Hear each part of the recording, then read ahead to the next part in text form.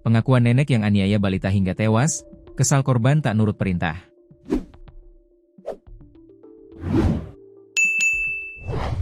Kasus meninggalnya seorang balita di kota Kediri akhirnya menemui titik terang.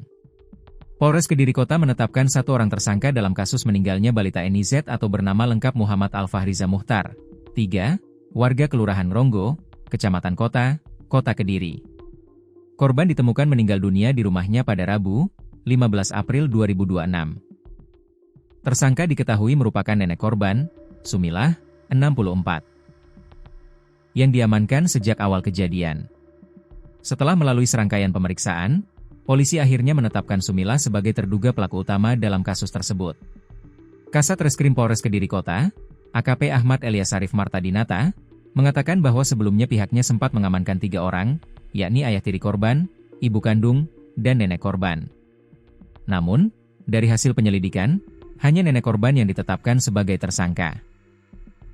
Dari hasil pemeriksaan dan alat bukti yang kami kumpulkan, kami menetapkan satu orang tersangka, yakni nenek korban berinisial S, ungkap AKP Ahmad Eliasarif Martadinata, Jumat, 17 April 2026.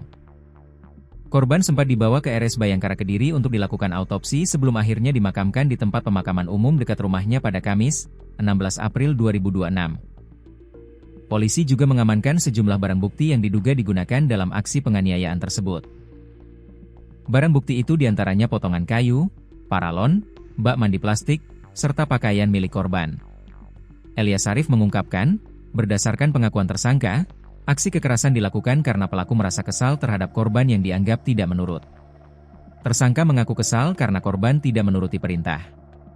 Kemudian melakukan pemukulan supaya korban menurut, namun ternyata mengakibatkan korban meninggal dunia, jelasnya.